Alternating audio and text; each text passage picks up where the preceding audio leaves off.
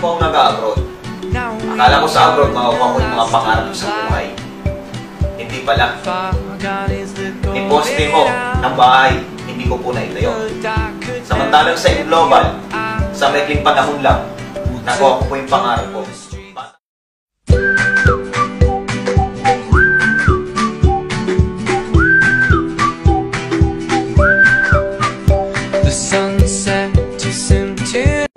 Bata pa lang po ako. Gusto ko na magkaroon ng sasakyan. Yes, grabe! Dati akong OFW ngayon. Ito na, paano ang sasakyan na namin to? Mag-asawa namin ginagawa to.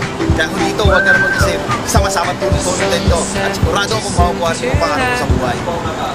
Yes, Facebook lang. Grabe, kung marunong ka mag-Facebook, kaya-kaya mo rin to. Kami, nagawa namin. Pang second car na namin to ngayon. Kaya power, grabe. Gusto ko lang magpunta sa iba't ibang bansa. Nakuha ko po.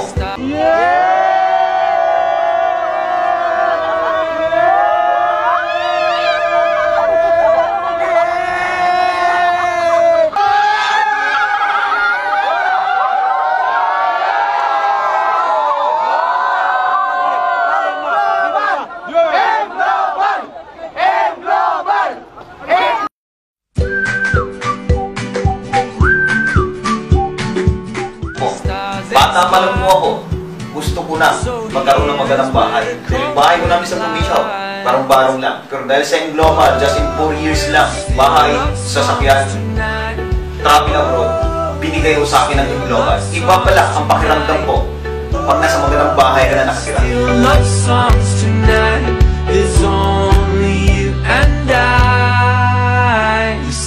Maraming pangarap ng mga lalaki ang magkaroon ng sariling sasakyan.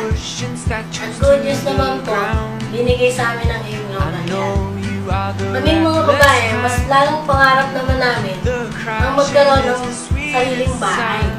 At hindi lang basta bahay, magandang bahay.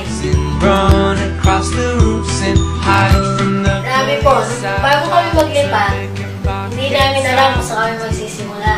Kung anong kulay nilalagay namin sa sofa, kung anong kurtina, tapos yung timing namin, kung ano ba yung itsura niya. Tapos yung pinaka-malupit doon, sa TV, kung nalaman ko yung presyo, nanghina ako sa presyo. Pero okay lang, kasi nasa yung global. Iba pala pag may bagong bahay, gusto mo laging maaga umuwi. Excited ka gusto mo makita madalas yung bahay mo. The sunset too soon tonight. Now we are in the last of light. There's only you and I. Espiritu Santo, Amen. Ang pagpapala ng ating Panginoong Jesucristo, ang pag-ibig ng Diyos Ama at ang pagkaisa ng Espiritu Santo, nawa ay sumainyo. Sa Global, lahat ng pangarap posible. Salamat Global! Power! Grabe!